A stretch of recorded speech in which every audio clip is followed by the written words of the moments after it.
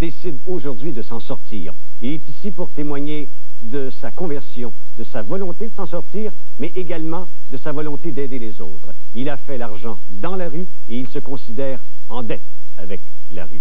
Nous rencontrons Gaëtan Vézo dans un moment, à l'heure juste.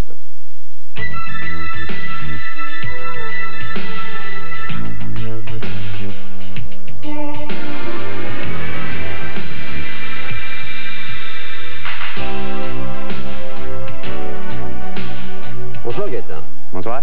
Une vie pas facile. Non, pas trop. Qui a commencé tout jeune, dès l'âge de 5 ans. Comment ça? Ben, moi, j'ai été gardé par mes oncles, mes tantes. Puis à l'âge de 5 ans, ben c'est ça, j'avais le goût de voir ma mère.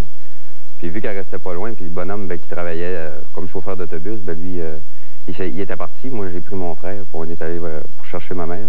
Quand j'ai cogné, ben, il était de bonne heure le matin. Hein. Ben, elle avait fini son chiffre, puis elle nous avait retournés.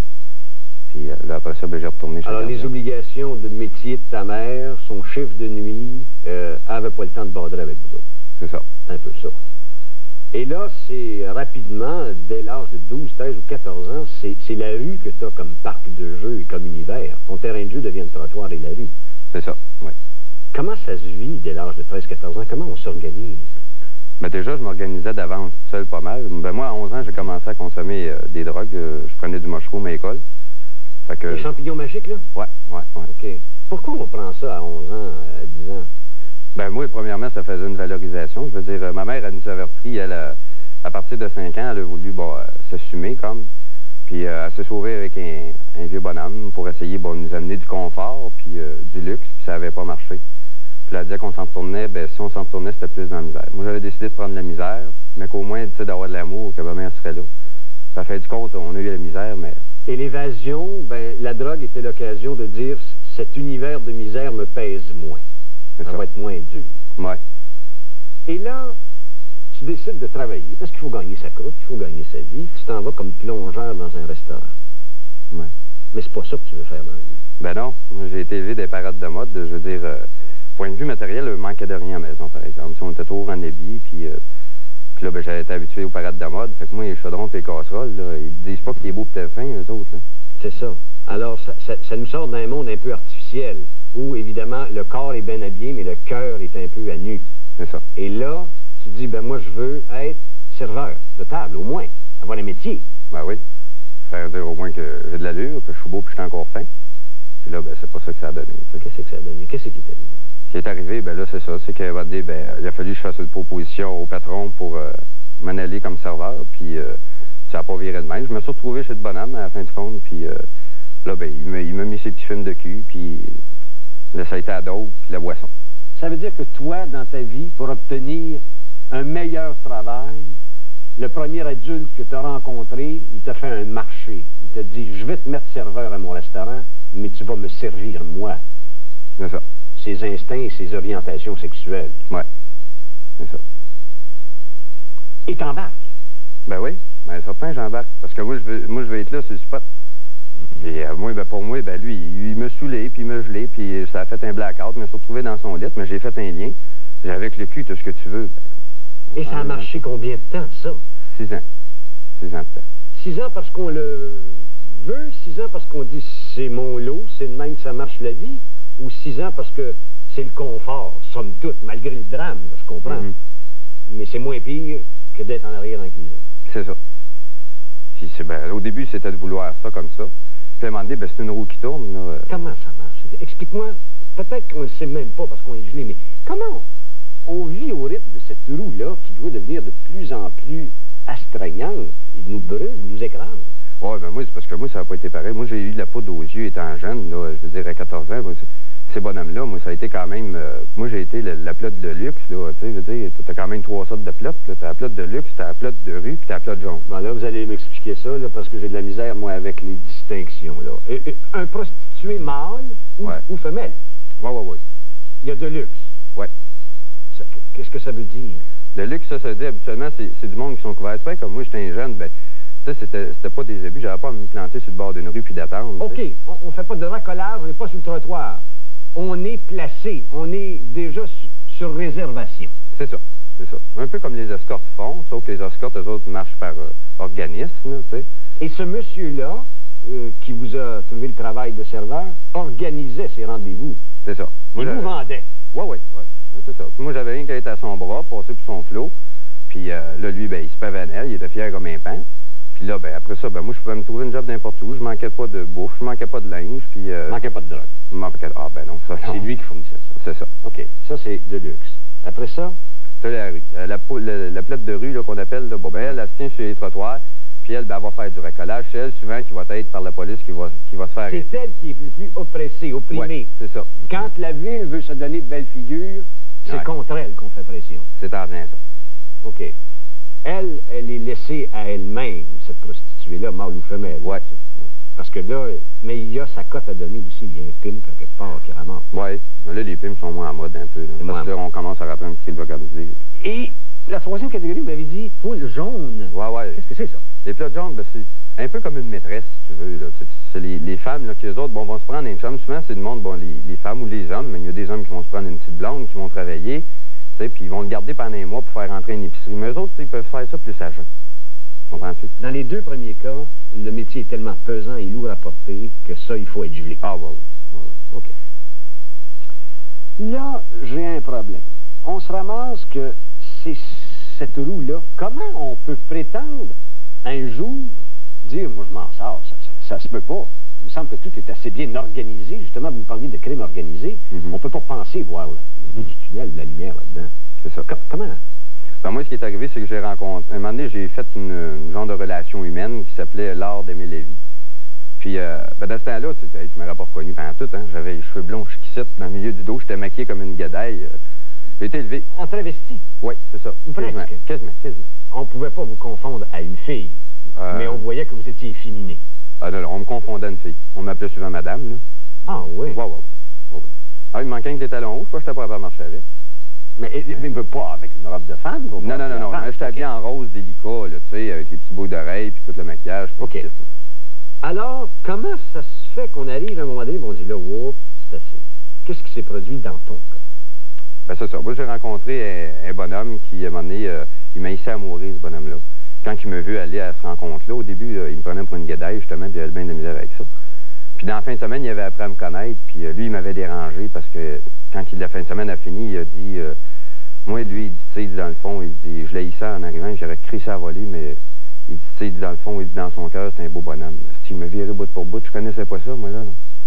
Quelqu'un qui me disait que j'étais beau dans mon cœur, tu peux me dire que j'avais beau cul, tu peux me dire que je paraissais bien, que, tu sais, me faire dire que je suis beau dans mon cœur, par exemple. C'était la première fois qu'on considérait autre chose que ce à quoi vous serviez.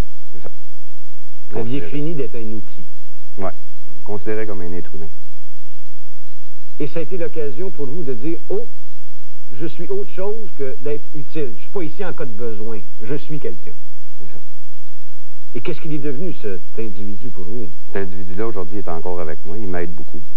Puis, si n'importe quand j'ai un pépin, quelque chose, je l'appelle. Puis, on va mettre une chose au moins. Il est encore avec vous, pas à titre de conjoint ou l'amoureux. Non, non. Lui, c'est comme mon père, parce que moi, j'ai pas connu mon père, hein. Puis, lui, c'est comme mon père. Lui, il a sa femme, ses enfants, son chien, son bateau, son chalet. Tu sais, le modèle type de ce qu'ils veulent dans la société. Le gars qui a réussi. Il a tout réussi. Et il t'a adopté. Comme un fils. Celle-là qui m'a aidé le plus, ben, c'est une Française qui, elle, m'a hébergé un an de temps. C'est Janine. Puis Janine, elle, ça, c'est ma mère. Pour moi, ça a été ma mère. Je l'ai toujours appelée ma mère. Puis là, ben, tu vois, ma mère, moi, ça fait qu'un an que je parle. C'est une famille d'accueil. Non, c'est pas une famille d'accueil. Elle m'a ramassé dans la rue. C'est une ancienne de la rue, elle aussi, mais en France. Puis là, à un moment donné, je suis arrivé après l'école, puis j'ai étudié à coiffeur, puis je suis arrivé chez eux. Puis elle a vu comment j'étais à moi. J'avais beau avoir le maquillage, là, mais tu sais, t'as des cernes, tu es obligé de faire ta ligne de crayon noir là. Essayer de te faire un œil quelque part. T'es magané en crucifix. Puis elle, il n'y a rien, je n'ai pas fait, puis elle m'a tout regardé. J'ai volé sa boisson, je me poussais, j'ai compté des pipes. Mais pourquoi on fait tout ça? C'est quoi cette agressivité? C'est pour se faire remarquer, attirer l'attention? Oui. Ou dire, je suis important, je suis quelqu'un? Non, c'est pour attirer l'attention. Parce que le monde te met de côté, puis là, après ça, ben, juste le fait qu'ils te disent, va chier, bon, au moins, ils s'occupent de toi, c'est ça. C'est ça que les gens font quand ils provoquent. Sur la rue, quand il y a quelqu'un, ça veut faire rien, tu fais crier des noms, au moins il y a quelqu'un qui le parle. On s'arrête pour une pause, Gaëtan. Merci de ce témoignage. On revient tout de suite. Dans son cœur, ça ébranle. Et ça t'a ébranlé au point de t'amener vers un genre de reconversion et de travailler sur toi pour t'en sortir. Mais quand on dégèle aussi, on doit être assez secoué de se voir, dire, par où je suis passé, qu'est-ce que j'ai fait?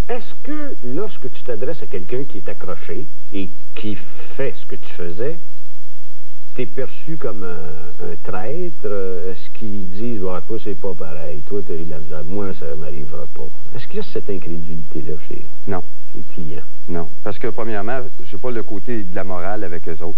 Puis je suis pas là pour leur dire, ben moi, je l'ai fait, puis toi, ben c'est pareil, puis ça va donner ça. Parce que c'est pas pareil pour personne. T'sais. Je veux dire, il y en a qui sont encore dans la prostitution, ils vont peut-être faire ça toute leur vie. T'sais. Mais par exemple, ils sont pas obligés de pogner le sida pour ça. Là. On peut leur donner des condoms puis leur dire, ben écoute, je l'ai fait, je sais ce que c'est. Moi, je suis débarqué parce que moi, je t'ai écœuré. Si toi, tu veux continuer, ben continue, mais au moins continue, fais-le de ta vie. Explique-moi une chose. Pourquoi que dans une famille, admettons, prenons une hypothèse, dans une famille, il y a 2 enfants, il y en a un qui tourne comme toi, puis l'autre, dans les mêmes conditions, il tourne pas comme toi. Comment t'expliques ça?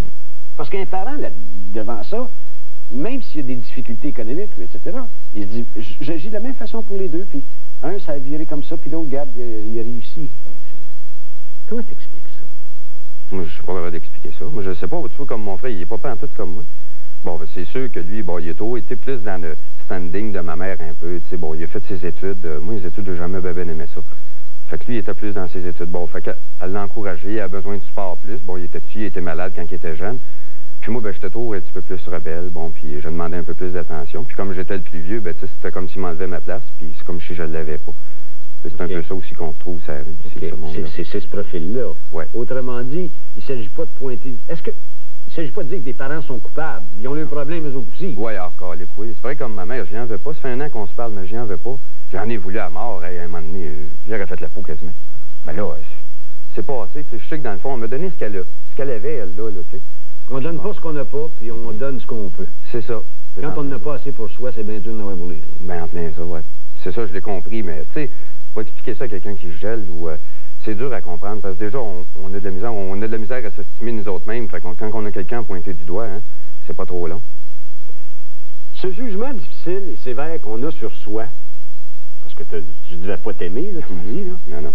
Est-ce que ça nous révolte au point de dire, je suis plus capable d'aimer un tel, ils sont tous de même, des polices, c'est des ci, c'est des ça, un tel, c'est des ci, c'est des ça. Est-ce qu'on a tendance à être rebelle à ce point-là et de dire qu'il n'y a plus rien de valide, de bon? Oui. C'est de là qu'arrivent les tentatives de suicide. Ça devient comme la seule voie, la seule solution. Oui. C'est ça qui arrive. Es-tu allé assez bas et assez creux que tu aurais pu faire, justement, juste par la drogue, mourir? Tes tentatives de suicide, c'est pas en te droguant, c'était pas des overdoses. Non. T'as essayé de disparaître. Tu dis, c'est ça. Mais tu vois, même quand je consommais, j'avais quand même ça dans moi. Tu vois, on faisait des trips en bicycle, je partais avec la pioune qui était notre pocheur, puis lui, je savais qu'un coup de 2-3 bières dans le nez, il était fait 3-4 points en arrière du casque, puis on partait sur une fly, sur le bicycle à gaz. Mais moi, c'était trop partir. On ne peut pas oublier par où on est passé. Non. Hein? Ça te reste-tu comme un poids ou comme une leçon ou comme un souvenir ou quelque chose qui va t'aider à continuer? C'est une expérience qui me permet de continuer aujourd'hui. C'est pour ça que je fais le métier que je fais là. Là, t'es père de famille. Là, ouais.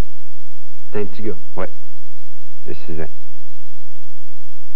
La vie pour cet enfant de 6 ans-là et la société pour cet enfant de 6 ans-là, est-ce qu'elle va être aussi dure qu'elle a été avec toi? Je sais pas. Parce que là, je trouve Parle-nous à nous autres qui sont supposés d'être bien pensants. Qu'est-ce que ça à nous dire? On est dans l'inespoir. On n'est plus dans le no future, dans le temps des punks. C'est plus à mode, on est dans l'inespoir. Les jeunes d'aujourd'hui, là, justement, j'étais avec un groupe de jeunes, on parle de les jeunes, comment est-ce qu'ils se voient dans la société, leur avenir. Puis ce qui en sort, là, c'est pas ben bon. C'est pour ça que moi, je continue à faire ce travail-là au SPEC, parce que justement, c'est ça qu'on veut voir, puis qu'est-ce qu'on peut amener. Mais tant qu'il va y avoir des répressions partout, puis que le monde va être intolérant de même, on s'en va pas loin, crée-moi. Mais ton fils, lui, t'as confiance et t'as espoir pour lui. Ouais. Je donne la confiance. En tout cas, oui, j'essaie de le backer dans n'importe quoi. C'est sûr que moi, je le laisserai pas tomber dans rien. Là. Mais j'espère pour lui, en tout cas, que l'avenir va ouvrir ses portes, en tout cas, mieux que moi, en tout cas, ce qu'on m'a ouvert comme porte, puis que ça va être moins l'esprit fermé. Et ton expérience va pouvoir lui servir. Ouais. Alors, l'expérience de quelqu'un peut servir, des fois. Souvent. OK. Dis-moi, c'est parce qu'on se fait souvent dire, ouais, son expérience, il faut se la faire. Mais je pense qu'il faut laisser plutôt les gens cheminer et surveiller pour pas qu'ils tombent. C'est ça. Alors, à Spectre, tu travailles dans la rue, auprès des gens de la rue, et tu vas en sortir d'autres de là? Oui. Notre but, c'est pas de les sauver, mais c'est d'aider. C'est d'accompagner ce monde-là, puis de leur dire que dans le fond, qu'ils fassent ce qu'ils veulent, que pour nous autres, c'est pas des déchets, c'est des êtres humains. Pareil comme qu'on a fait avec nous. Ben, moi, je suis très heureux de t'avoir rencontré, Gaétan, parce que j'ai rencontré un gars que j'aurais peut-être pu jamais voir si c'était pas accroché et à vouloir aider les autres. Merci beaucoup. Ben, merci bien, merci de ton témoignage. Merci. Au revoir, mesdames, messieurs.